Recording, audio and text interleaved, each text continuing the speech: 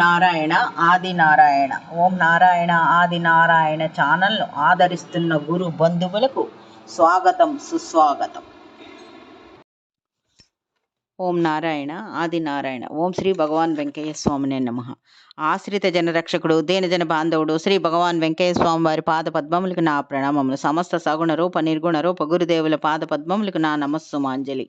శ్రీ భగవాన్ వెంకయ్య స్వామి వారిని భక్తి శ్రద్ధలతో ఆశ్రయించినప్పుడు ఫలితం ఎలా ఉంటుందో, సందేహాస్పదంగా ఆశ్రయిస్తే, అంటే ఇప్పుడు చేస్తున్న దానివల్ల అవుతుందా అని అనుకుంటూ చేస్తే ఫలితం ఎలా ఉంటుందో ఈ అవధూత వైద్యం శీర్షికలో స్మరించుకునే లీల మనకు తెలియజేస్తుంది.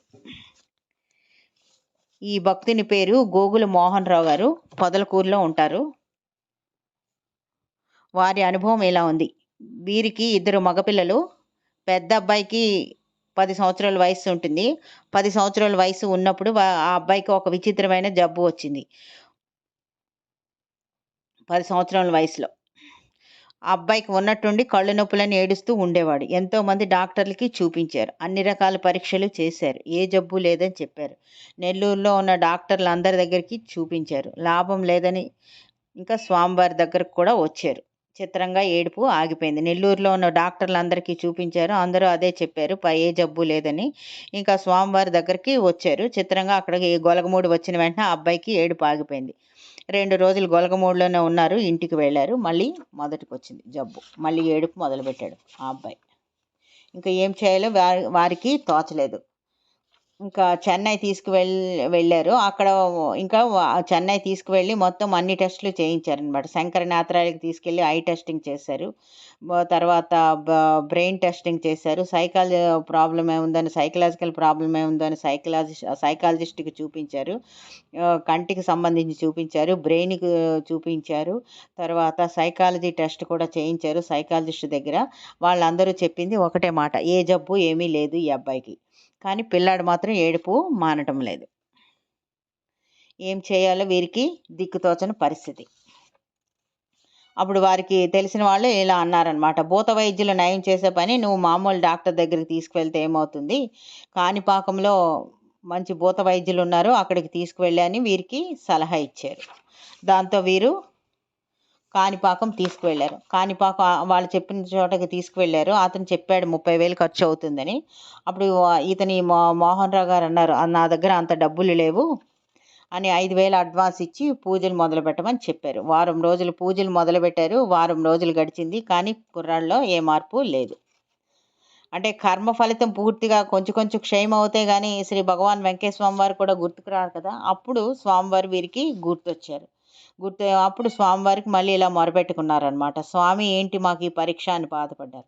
ఆ మరుసటి రోజు వీరి భార్యకి శ్రీ భగవాన్ వెంకయ్య స్వామి వారి కల్లో కనిపించారు. కల్లో కనిపించి చెప్పారనమాట, నా దగ్గరకు వచ్చి మీరు 21 రోజుల పాటు ఉంటే తగ్గిస్తానని శ్రీ భగవాన్ వెంకయ్య స్వామి వారు వీరి భార్యకి చెప్పారు. ఇంకా ఆలస్యం చేయకుండానే వెంటనే వీరి భార్యాభర్తలు ఇద్దరు పిల్లలిద్దరిని తీసుకొని గొలగమూడి వెళ్ళారు. గొలగమూడికి వెళ్ళిన వెంటనే ఆ అబ్బాయికి నార్మల్ అయ్యాడు. ఇంకా కళ్ళు నొప్పులు లేవు, కాళ్ళ నొప్పులు లేవు, బాగున్నాడు. ఏడుపు కూడా మానేశాడు. అక్కడే భరద్వాజ ఆశ్రమంలో రూమ్ తీసుకున్నారు. రూమ్ తీసుకొని ఉన్నారు. ఈ మోహన్ రావు గారు వారి భార్యని చిన్నపిల్లాడిని ఇంటికి పంపించి అబ్బాయిని తను ఇద్దరు గొలగమూడిలో ఉన్నారు. గొలగమూడిలోని అలాగే ఉంటూ ఉన్నారు. కానీ వారికి సందేహం ఏమిటంటే, స్వామివారు జీవించలేరు కదా, స్వామివారు ఉన్నప్పుడు ఉన్నట్టు ఫలితం ఇప్పుడు ఉండదేమో, స్వామివారు జీవించలేరు కదా అని మనసులో సందేహం వచ్చింది. ఇంకా ఇతర ప్రయత్నాలు కూడా చేస్తున్నారు. అంటే ఎవరేం చెప్తే అక్కడికి తీసుకువెళ్ళడం అవన్నీ చెప్తున్నారు. అలా ప్రయత్నాలు చేస్తూ ఉన్నారు. ఆ అబ్బాయికి నయం అవుతుందని ఎవరు ఏ వైద్యం చెప్తే ఆ వైద్యం చేయిస్తున్నారు. ఇంకా అలా ఇతరత్ర వారు ప్రయత్నం చేసేటప్పటికి ఇంకొక వేరే వేరే వైద్యాలన్నీ ప్రయత్నం చేస్తూ ఉండేటప్పటికి ఆ అబ్బాయికి కాళ్ళ నొప్పులతో పాటు కాళ్ళ నొప్పులు కూడా వచ్చాయి. ఇంకా ఏడుపు ఎక్కువైంది. ఇంకా వారికి ఏం చేయాలో తోచలేదు ఈ మోహన్ రావు గారికి. అలాంటి టైంలో అక్కడ గొలగమూడిలోనే ఎవరో వచ్చి వీరికి చెప్పారనమాట, నువ్వు గొలగమూడి వచ్చింది ఎందుకు, ఎదురుగా నువ్వు స్వామివారిని ఉంచుకొని వేరే ప్రయత్నం చేసి పిల్లాడి ప్రాణాలు పోగొట్టకు, స్వామివారికి మించిన వైద్యులు ఈ ప్రపంచంలో వేరెవరూ లేరు, శ్రద్ధతో స్వామివారి సమాధికి 108 ప్రదక్షిణాలు చేస్తూ ఇక్కడే విశ్వాసంతో ఉండు, మీ అబ్బాయికి బాగవుతుంది అని ఎవరో వీరికి వచ్చి చెప్పారు. ఇంకా వారు చెప్పిన వెంటనే ఇంకా వారు ఇలా అని వెంటనే పడ్డారు. వారు చెప్పిన వెంటనే పశ్చాత్తాపపడి వారికి అర్థమైందనమాట విషయం. స్వామివారి దగ్గరికి కూడా వచ్చి ఇంకా ప్రయత్నాలు చేయడం ఏమిటి అన్నది హాస్యాస్పదం కదా! స్వామివారికి మించిన వైద్యులు లేరు. ఆ రోజు నుంచి స్వామివారికి సమాధి మందిరం చుట్టూ పొర్లు దండాలు పెడుతూ ప్రదక్షిణాలు 108 ప్రదక్షిణాలు చేస్తూ ఉదయం, సాయంత్రం ప్రదక్షిణలు చేస్తూ పొర్లు దండాలు పెడుతూ ఆర్తితో ప్రార్థించారు. 21 రోజులు ప్రతిరోజు 108 ప్రదక్షిణాలు చేస్తూ ఉన్నారు. భక్తి శ్రద్ధలతో ఉన్నారు. పిల్లవాడిలో క్రమక్రమంగా మార్పు రాసాగింది. ఏడుపు తగ్గిపోయింది. పిల్లవాడికి పూర్తిగా నయం అయిపోయింది. స్వామివారి మీద వీరికి విశ్వాసం బాగా పెరిగింది. ఇంకా ఆ తర్వాత నయమైంది. 21 రోజులు అయ్యేటప్పటికి ఆ అబ్బాయికి నయమైంది. వారి ఊరు వెళ్ళిపోయారు. ఈ పిల్లాడు ఇప్పుడు చక్కగా చదువుకుంటూ ఉన్నాడు.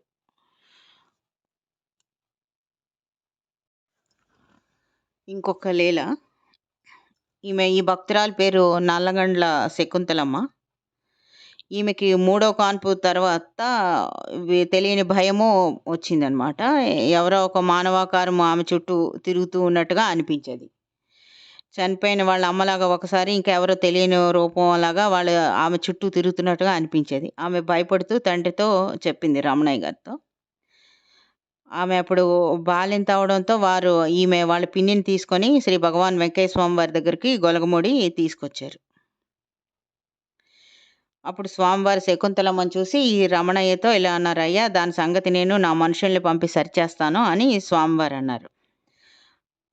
ఆ తర్వాత ఆమెకి ఈ శకుంతలమ్మని పిలిచి గుండంలో కొంచెం విభూది తీసి బొట్టు పెట్టి మంత్రించిన దారం ఇచ్చి వెళ్ళమన్నారు. అవన్నీ విభూది దారము తీసుకొని వాళ్ళ పిన్నిని తీసుకొని ఈ నల్లగొండల శకుంతలమ్మ గారు ఇంటికి వచ్చేసారు.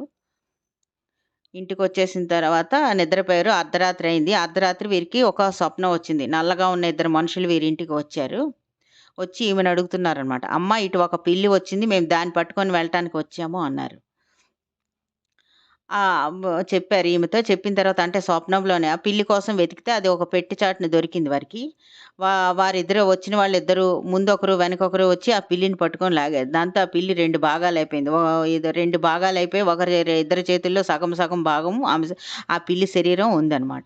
ఆ పిల్లిని 2 ముక్కలుగా కోసినట్టు ఎలా ఉంటుందో అలా అయిపోయింది. ఆ 2 ముక్కల్ని ఈమెకు చూపించారు. ఈ శకుంతలమ్మ గారికి చూపించారు. చూపించుకొని వారి బుట్టల్లో వేసుకొని ఇలా అన్నారు ఆమెతో, అమ్మ ఇక మీకు ఇంకే భయం లేదు. స్వామివారు కట్టడి చేశారు. ఇంక మీ దగ్గరికి ఏ జీవాలు రావు అని చెప్పారు. దాంతో ఆమెకు ఆ శకుంతలమ్మ గారికి మెలకువ వచ్చింది. చూస్తే ఏ పిల్లి లేదు, నెత్తురు కూడా ఏమీ లేదు. స్వామివారి మాటలు అప్పుడు ఆమెకు గుర్తుకొచ్చాయన్నమాట. నేను మనుషుల్ని పంపి దాని సంగతి చూస్తానని స్వామివారు ఈమెకు అభయం ఇచ్చారు కదా! అదేవిధంగా స్వామివారి మనుషుల్ని పంపి ఆ భూతాన్ని వెళ్ళగొట్టారు. ఈ విధంగా స్వామివారు భక్తురాలికి స్వాంతన చేకూర్చారు. ఓం నారాయణ ఆది నారాయణ.